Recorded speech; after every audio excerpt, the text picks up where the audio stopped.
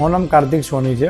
હું પોતે બી ઇલેક્ટ્રિકલનો મેં અભ્યાસ કરેલો છે। એજ્યુકેશન પછી ઇલેક્ટ્રિક ફિલ્ડમાં મેં જોબ સ્ટાર્ટ કરી અને પછી એની અંદર આપણને 3,000 રૂપિયા જેવું જે કહેવાય કે આપણને મહેનતાણું આપતા હોય છે અને એ મેં જે સ્ટાર્ટ કર્યું એ 2013ના એન્ડમાં કહી શકાય।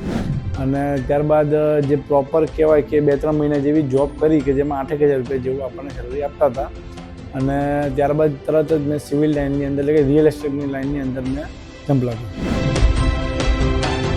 ઇલેક્ટ્રિકમાંથી સિવિલ લાઇનમાં જઈએ એટલે પહેલાં એમ કહેવાય કે બેડરૂમ હોલ કિચન જે BHK કહેવાય એનું બી ફૂલ ફોર્મ આપણને શીખવું પડ્યું કે આને આ કહેવાય એમ એવી એટલે બધા જ પાસા મારા માટે નવા હતા અને એમાં ઘણી ચેલેન્જીસ આવી પણ આપણે ધાર્યું હોય કે આ કરવું છે એ વસ્તુ થઈને રહે છે અને એના માટે સતત આપણે કાર્યશીલ રહેવું પડે, સંઘર્ષ કરવો પડે, ધગશ રાખવી પડે તો બધું શક્ય છે। પણ આ પહેલેથી શૂન્યમાંથી સર્જન કરવું અને આ બધી વસ્તુ ટૂંકા ગાળાની અંદર જ આપણે જોબ કરીને આગળ આવ્યા હોય અને એ વસ્તુ વિચારવું બી બહુ અઘરું હતું। તો આ 4 વર્ષ એવી મહેનત કરી કે એવું કહી શકાય કે 10 વર્ષનો જે અનુભવ છે મેં 4 વર્ષમાં લીધો। હાલના સ્ટેજે એવું ફીલ થાય જ્યારે 2018થી 2025ની અંદર આજે અમે એમ કહેવાય કે 12 પ્રોજેક્ટ કમ્પ્લીટ કર્યા અને બાકીના જે 7થી 8 પ્રોજેક્ટ જે ઓનગોઈંગ છે।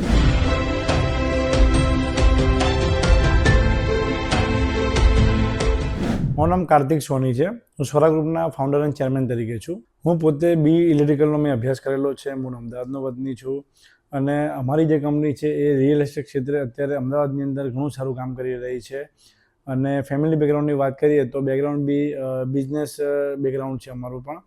એટલે આ રીતે અત્યારે ફાધરનો જે બિઝનેસ હતો એ પણ એમાં રિટાયરમેન્ટ લઈને અત્યારે મારી જોડે છે, મારી વાઈફ પણ મારી જોડે છે। એટલે આ રીતે અમે બધા સહભાગી થઈને અમે કામ કરી રહ્યા છીએ સારું। એજ્યુકેશન પછી ઇલેક્ટ્રિક ફિલ્ડમાં મેં જોબ સ્ટાર્ટ કરી અને ત્યારબાદ એમ કહેવાય કે એક ઓપોર્ચ્યુનિટી મને મળી કે આપણે રિયલ એસ્ટેટ ક્ષેત્રે કામ કરીએ અને એન્જિનિયર હોઈએ એટલે એક ફિલ્ડમાંથી બીજી ફિલ્ડમાં એન્જિનિયરિંગની અંદર ઇલેક્ટ્રિકમાંથી સિવિલમાં જવું અને એમાં બી રિયલ એસ્ટેટની અંદર સિવિલ એન્જિનિયરિંગ જે ભાગ ભજવે એના સિવાય બી ઘણા બધા પરિબળો હોય છે જેમાં ગવર્મેન્ટ એપ્રુવલ્સ હોય, લીગલ લાઇઝનિંગ હોય, એવા ઘણા બધા વસ્તુ એકાઉન્ટિંગ, ફાઇનાન્સ આ તે એ ઘણી બધી વસ્તુ મેટર કરતી હોય છે। તો સિવિલ લાઇનનું જે નોલેજ મેળવ્યું એ પછી અંદર જોબ કરતાં બધા જ પાસા એક પછી એક બધા શીખ્યા। એટલે એ પ્રકારે આપણે જે કહેવાય કે ટર્નિંગ પોઈન્ટ આવ્યો ઇલેક્ટ્રિકમાંથી આપણું રિયલ એસ્ટેટની અંદર મેં ટ્રાન્સફોર્મ કર્યું અને અત્યારે આ રીતે બધું ચાલે છે। આપણે ઇલેક્ટ્રિક જેવું મેં કમ્પ્લીટ કર્યું એટલે પહેલાં ટ્રેનિંગ ને એ બધું હોય છે અને પછી એની અંદર આપણને 3,000 રૂપિયા જેવું જે કહેવાય કે આપણને મહેનતાણું આપતા હોય છે અને એ મેં જે સ્ટાર્ટ કર્યું એ 2013ના એન્ડમાં કહી શકાય એ વસ્તુ આપણે ત્યાં આગળ 6 મહિના જેવી જ મેં જોબ કરી ઇલેક્ટ્રિક ફિલ્ડની અંદર અને ત્યારબાદ જે પ્રોપર કહેવાય કે 2-3 મહિના જેવી જોબ કરી કે જેમાં 8,000 રૂપિયા જેવું આપણને સેલરી આપતા હતા અને ત્યારબાદ તરત જ મેં સિવિલ લાઇનની અંદર એટલે કે રિયલ એસ્ટેટની લાઇનની અંદર મેં જમ્પ લાગ્યો। ઇલેક્ટ્રિકમાંથી સિવિલ લાઇનમાં જઈએ એટલે પહેલાં એમ કહેવાય કે બેડરૂમ હોલ કિચન જે BHK કહેવાય એનું બી ફૂલ ફોર્મ આપણને શીખવું પડ્યું કે આને આ કહેવાય એમ એવી એટલે બધા જ પાસા મારા માટે નવા હતા અને એમાં ઘણી ચેલેન્જીસ આવી પણ આપણે ધાર્યું હોય કે આ કરવું છે તો એ વસ્તુ થઈને રહે છે અને એના માટે સતત આપણે કાર્યશીલ રહેવું પડે, સંઘર્ષ કરવો પડે, ધગશ રાખવી પડે તો બધું શક્ય છે। આ લાઇનમાં એમ કહેવાય કે આપણે જ્યારે અમે જર્ની મારી 2018માં મેં ચાલુ કરી એટલે મને 4 વર્ષનો જે પીરિયડ છે એવો મળ્યો કે જેમાં હું જોબ કરું અને બધું એક પછી એક શીખું। તો આ દરમિયાન આપણે એક પરિબળો, એક પાસા બધા શીખ્યા।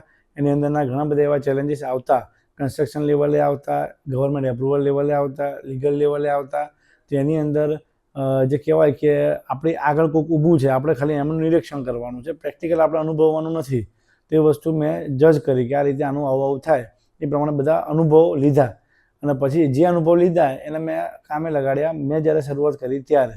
અને એ વખતે બી મને જ્યારે મારા પ્રોજેક્ટ મેં પોતે રન કર્યા ત્યારે બી ઘણા ચેલેન્જીસ ને બધું આવતું પણ જેમ જેમ એક પછી એક પ્રોજેક્ટ કરતા ગયા એમ એ ચેલેન્જીસને આપણે ફેસ કરતા શીખ્યા। ચેલેન્જીસ ઘટવાની નથી, એ વધવાની જ છે પણ એને ફેસ કઈ રીતે કરવી અને કઈ રીતે કામ કરવું એ આપણને શીખવા મળ્યું કે એમાં હિંમત ન હરાય, નાસીપાસ ના થવાય અને નીતિમત્તાને બધું સારું હોય, પ્રામાણિકતાથી કામ કરતા હોય તો 100% એમાં આપણને કુદરત પણ સાથ દે છે। આમાં એવું છે કે જ્યારે ઇલેક્ટ્રિક ફિલ્ડમાંથી મેં જે રિયલ એસ્ટેટની અંદર મેં સ્વિચ કર્યું તો એની અંદર આપણે જેમ કહેવાય કે 4 વર્ષ મારી જોબના અને એ જોબ એવી કે લોકો 4 વર્ષના ટૂંકા ગાળામાં જોબ કરીને તરત રિયલ એસ્ટેટ ક્ષેત્રની અંદર પોતાનો પ્રોજેક્ટ મૂકો એવું વિચારવાવાળા, હા તૈયાર તમારી જોડે બેકગ્રાઉન્ડ હોય અને બધું સેટઅપ હોય સીધું આપણે ચાલુ કરી દેવું એ વસ્તુ અલગ છે પણ આ પહેલેથી શૂન્યમાંથી સર્જન કરવું અને આ બધી વસ્તુ ટૂંકા ગાળાની અંદર જ આપણે જોબ કરીને આગળ આવ્યા હોય અને એ વસ્તુ વિચારવું બી બહુ અઘરું હતું. તો આ 4 વર્ષ મેં એવી મહેનત કરી કે એવું કહી શકાય કે 10 વર્ષનો જે અનુભવ છે મેં 4 વર્ષમાં લીધો. એની અંદર આપણે રાત દિવસ જોયા નથી, સતત સંઘર્ષ અને મહેનત આટલી વસ્તુ કરી. ત્યારબાદ 2018માં પહેલો પ્રોજેક્ટ મૂક્યો અને દરેક પ્રોજેક્ટ પહેલો હોય કે છેલ્લો બધા દિલથી જ કરવાના અને બધી જ પ્રોજેક્ટની અંદર બધાની અંદર આપણે પરફેક્ટ ધ્યાન આપવાનું. અને પહેલા પ્રોજેક્ટની અંદર ચેલેન્જીસ વધારે હોય એવું લાગે, બાકી ચેલેન્જીસ દરેક પ્રોજેક્ટમાં કંઈક ને કંઈક હોય જ છે, પણ ફેસ કરતાં થોડું ટફ પડે પહેલા પ્રોજેક્ટમાં. જેમ આગળ વધીએ એક પછી બીજો પછી ત્રીજો એમ ચેલેન્જીસ આપણને જે ફેસ કરવાની ક્ષમતા આપણી એફિશિયન્સી વધતી જાય. અને એમ કરતાં હાલના સ્ટેજે એવું ફીલ થાય જ્યારે 2018થી 2025ની અંદર આજે અમે એમ કહેવાય કે 12 પ્રોજેક્ટ કમ્પ્લીટ કર્યા અને બાકીના જે 7થી 8 પ્રોજેક્ટ જે ઓનગોઈંગ છે એવું કહી શકાય કે આજે આ જે ચેલેન્જીસ તો આવે જ છે, પણ એને ફેસ કરવાની હવે આપણને આદત પડી ગઈ કે આમાં આ વસ્તુમાં આમ થાય અને કંઈ પણ નવું બી આવતું હોય છે, પણ હવે એમાં આપણે હિંમત નથી હારતા અને કંઈક ને કંઈક રસ્તો નીકળીને એમાંથી આપણે બહાર નીકળી શકીએ છીએ. પહેલાં તો કોઈ પણ વસ્તુમાં આપણે બ્રાન્ડ બનાવી, બરાબર, અને પહેલો પ્રોજેક્ટ કરવો, પહેલા પ્રોજેક્ટમાં ફંડિંગ, ફાઇનાન્સ આ બધી પ્રોબ્લેમો તો રહે જ. આપણે સમજો કે અત્યારે એક ફોનથી ફાઇનાન્સ આપણે મેનેજ કરી શકતા હોઈએ, પેલામાં 100 ફોન કરતાં ના થતું હોય. એટલે આવા ઘણા બધા પરિબળો પહેલા પ્રોજેક્ટમાં નડ્યા, પણ કહેવાય ને કે એમાં બી આપણે સખત મહેનત કરી અને ગમે તેમ કરીને એક પાર પાડ્યું. અને એકવાર લોકોએ આપણો ડેમો જોયો હોય કે ભાઈ આ પ્રોજેક્ટ કર્યો, એકમાંથી બીજો, બીજામાંથી ત્રીજો, ત્રીજામાં ચોથા એમ કરતાં આપણે અત્યારે 20 પ્રોજેક્ટે પહોંચી ગયા છે. એટલે શરૂઆતમાં તકલીફ પડી, પણ હવે એ વખતે નાના પ્રોજેક્ટ હતા, હવે મોટા પ્રોજેક્ટ છે, તો મોટા પ્રોજેક્ટમાં બી એ વસ્તુ બધી ચાલુ રહે. પણ આ એક બિઝનેસ છે અને બિઝનેસની અંદર આપણે જે કહેવાય કે ભાઈ કેપિટલ ઇન્વેસ્ટમેન્ટ જે હોય એ એક પાર્ટ છે એનો, અને એ વસ્તુ અમારે કન્ટિન્યુઅસ રહેતી હોય છે. એટલે એમાં કોઈ બહુ મોટો પ્રશ્ન નથી. અમદાવાદનું રિયલ એસ્ટેટ માર્કેટ જે એ બહુ સારું છે. કઈ રીતે કે આની અંદર ઓપોર્ચ્યુનિટી ઘણી છે. અત્યારે તમે જુઓ કે અમદાવાદનો જે વિકાસ થયો, જે હોરિઝોન્ટલ ડેવલપમેન્ટ કહેવાય, કે જે અત્યારે સિટીમાં આપણે જોઈએ તો પહેલાં બધા આશ્રમ રોડ, પછી સીજી રોડ, એ બધું ઘણું વખાણ હતા કે ભાઈ અહીંયા સરસ છે. પછી એસજી હાઈવે જે કહેવાય છેલ્લા 10 વર્ષમાં વિકસ્યું છે. પછી એસપી રિંગ રોડ આવ્યો. એમ કરતાં હોરિઝોન્ટલ ડેવલપમેન્ટ ઘણું સારું થયું. અને હવે તો હોરિઝોન્ટલની જોડે વર્ટિકલ ડેવલપમેન્ટ બી તમે જોશો કે એ પણ બહુ ઘણું સારું થઈ રહ્યું છે. અને એમાં બી વધારાનું જે કહેવાય કે સિટીનો જે ચાર્મ, જે અમદાવાદની વચ્ચોવચ કે જે જૂના બિલ્ડિંગો હતા એ બિલ્ડિંગો બી અત્યારે રીડેવલપમેન્ટ થઈ રહ્યા છે. એટલે 100% આપણું સિટી જે છે એ ઓલ્ડમાંથી ગોલ્ડ એ અત્યારે બની જ રહ્યું છે. અને આની અંદર ઓપોર્ચ્યુનિટીઓ બી એટલી બધી છે. સામે ડિમાન્ડની અંદર વાત કરીએ તો અહીંયા ઓપોર્ચ્યુનિટીના લીધે જે બહારથી લોકો જે મૂવ થાય છે એના માટે બી આપણે જે સપ્લાય આપવાનો હોય તો એની સામે ડિમાન્ડ બી ઊભી જ છે. અને ખાલી એક વસ્તુ છે કે કેવી ડિમાન્ડ છે એની સામે કેવો સપ્લાય બનાવો, જો એ ખ્યાલ આવે કોઈ પણ બિલ્ડરને તો 100% ક્યાંય આપણે એમ કહેવાય કે મંદિરનો માહોલ ના રહે. પણ એ વ્યાખ્યા જે ગણિત છે કે ભાઈ ડિમાન્ડની સામે સપ્લાયનું ગણિત એ જજ કરવું થોડું અઘરું છે. પણ એ જો જજમેન્ટ આવી જાય તો 100% ક્યાંય વાંધો નથી આવતો. રીડેવલપમેન્ટ જે વસ્તુ છે એ અમે એવું કહીએ છીએ કે ભાઈ જૂના સરનામા પર નવું ઘર. આજે કોઈ પણ જે માણસ છે ત્યાં રહેતો હોય કે ના રહેતો હોય કે એનું સેકન્ડ હોમ બીજે ક્યાંક રહેતા હોય, પણ એ જે વ્યક્તિનો જે જૂના ઘરનો માલિક છે એની અત્યારે વેલ્યુ જો વેચે તો એને એક્સ અમાઉન્ટ મળે. અને જ્યારે અમે રીડેવલપમેન્ટ કરીને એને એ વસ્તુ એ વેચે તો એક્સ પ્લસ એને પ્રોફિટ મળે બીજો. એટલે એને કહેવાય કે ભાઈ આજે કોઈ માણસ ત્યાં રહેતું હોય અને નવું મકાન લેવું હોય પણ એને સગવડ ના હોય તો લોનથી લેવું પડે કે કોઈ લાયબિલિટી ઊભી કરવી પડે. પણ અત્યારે આપણે રીડેવલપમેન્ટમાંથી લોકોને એક આ બહુ મોટો ફાયદો કહી શકાય કે એમની જે વેલ્યુએશન છે, અસેટની વેલ્યુએશન એ 100% વધે છે. પ્લસ આજે પાર્કિંગની જે સમસ્યા છે જે જૂની બિલ્ડિંગોમાં એ પણ આપણે બેઝમેન્ટ પાર્કિંગ ને બધું બનાવીએ એટલે એની અંદર બી આપણને સોર્ટ આઉટ થઈ જાય છે. પ્લસ જે લાઇફસ્ટાઇલની વાત કરીએ તો જૂના મકાનની અંદર ક્યાં કોઈ એમ્યુનિટીઝ કોમન પ્લોટ હોય છે પણ એમ્યુનિટીઝ નથી હોતી, તો એ આપણે એમ્યુનિટીઝ પણ આપીએ છીએ. તો 100% એની અંદર એમની લાયબિલિટી ઘટી, એમ્યુનિટીઝ, લક્ઝુરિયસ લાઇફસ્ટાઇલ થઈ, પાર્કિંગને બધાના પ્રોબ્લેમ દૂર થયા.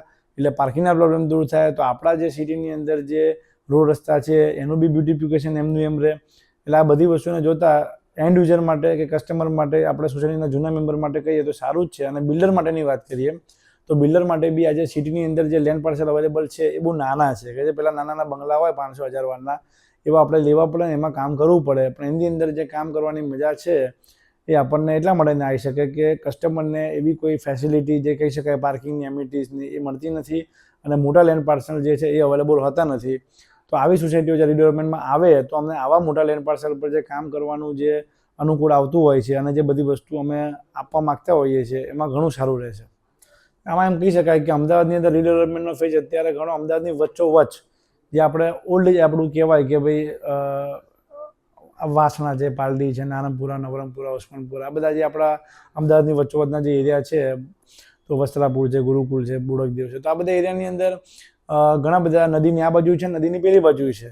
તો એ બધા એરિયાની અંદર આપણે જોવા જઈએ તો અત્યારે ઘણી બધી સોસાયટીઓ જે કહેવાય કે આપણો દેશ આઝાદ થયો, જ્યારે બધી ટીપી સ્કીમો ફાઇનલ થઈ અને જે ડેવલપમેન્ટ થયું એ બધા સમયને બી હવે 40-50 વર્ષ થઈ ગયા છે. અને એ જે જૂના જૂના બિલ્ડિંગો છે એની બી હવે આયુષ્ય ઘટી ગયું છે અને પતી ગયું છે અને એમાં રહેવું બી અત્યારે હિતાવહ નથી. તો રીડેવલપમેન્ટની સંખ્યા હવે વધવાની જ છે. અને રીડેવલપમેન્ટ જે છે એમાં એમ કહી શકાય કે આગામી અત્યારે જે કહેવાય કે મારા મત મુજબ 70% જેવું રીડેવલપમેન્ટનું કામ અત્યારે થતું હશે સિટીમાં, 30% જેવા નવા પ્રોજેક્ટ થતા હશે, જે મેં આ બધા એરિયા કીધા એમાં. અને આગામી સમયમાં બી આ વસ્તુનું જે ચલણ છે આગામી 5 વર્ષમાં એ ફૂલ ફ્લેજમાં રીડેવલપમેન્ટનું કામ બધી જગ્યાએ પૂરજોશમાં સિટીમાં ચાલતું હશે. આપણે જે કહેવાય કે એક વિઝન છે કે ભાઈ એક બ્રાન્ડ બનાવી છે, એવું નહીં કે આપણે ખાલી જસ્ટ પ્રોજેક્ટ મૂક્યો, કામ કર્યા, જતા રહ્યા, પણ અમારો પહેલો પ્રોજેક્ટ તમે જોશો અને અત્યારના જેટલા બી પ્રોજેક્ટ અમે બનાવી રહ્યા છીએ, આ બધા પ્રોજેક્ટને અમે લિંક કર્યા છે. કઈ રીતે લિંક? એક બ્રાન્ડ જોડે. તો એ બ્રાન્ડની અંદર શું? તો અમે એક યાદ રાખીએ કે ભાઈ કસ્ટમરને સર્વિસ, આપણી ઇન્ડસ્ટ્રી જે રિયલ એસ્ટેટની જે સર્વિસ ઓરિએન્ટેડ નથી, પણ અમે આના સર્વિસ ઓરિએન્ટેડ બનાવી છે. એટલે આજે પણ ગમે તે કસ્ટમર જે જૂનો હોય કે ભાઈ આજે 6 વર્ષ પહેલાં બી એને બુકિંગ કરાવ્યું હોય અને ત્યાં રહેતા હોય અત્યારે, એમને બી કંઈ સર્વિસની જરૂર પડે તો અમે ત્યાં આગળ 100% પહોંચી જઈએ છીએ. અને આજે પણ અમે એટલી જ કેર લઈએ છીએ અમારી પ્રોડક્ટની અને પ્રોડક્ટને બનાવીએ બી એ રીતે ક્વોલિટીવાળી. અંદરની અમારી જે મેનેજમેન્ટ સિસ્ટમ છે આખી, આ બધી વસ્તુને જોતાં અમારું ઇન્ફ્રાસ્ટ્રક્ચર છે, તો આ બધી વસ્તુ જે અમારા રિસોર્સિસ કહેવાય, એન્ટરપ્રાઇઝ રિસોર્સિસ, એનું બી પ્લાનિંગ સારું છે. તો આ બધી વસ્તુને અત્યારે અમે જે સ્ક્વેર ફૂટ જે કામ કરી શકીએ છીએ એ આગામી સમયમાં હજુ બી ઘણું સારું અને મોટું કરી શકીએ એ પ્રમાણે અમે બી પોતે અપગ્રેડ થતા રહીએ છીએ. એવી વાતમાં તો આપણે એમ કહીએ કે અમદાવાદની અંદર 100% રિયલ એસ્ટેટ માર્કેટ સારું જ છે અને રીડેવલપમેન્ટની અંદર ઓપોર્ચ્યુનિટી સારી છે. અને રીડેવલપમેન્ટ એ બહુ મોટો દરિયો છે અને કોઈ એક બિલ્ડર કંઈ બધું કરી શકવાનો નથી. એટલે જે પણ બિલ્ડર જે આ વસ્તુમાં ખરેખર જોડાવા માગતા હોય તો 100% જોડાવવું જોઈએ.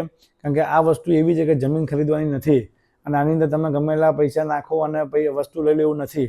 આની અંદર એક વિશ્વાસપાત્ર બિલ્ડર, એક સારો બિલ્ડર કે જે આ વસ્તુને પાર પાડી શકે અને બધા સભ્યોને વિશ્વાસ અપાઈ શકે, એ બહુ મહત્ત્વની વસ્તુ છે.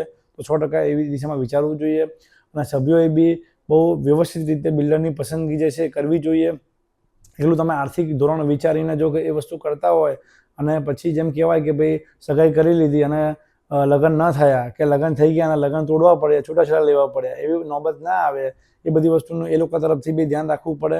એટલે આ બંને પક્ષે હું આ વસ્તુ કહેવા માંગીશ.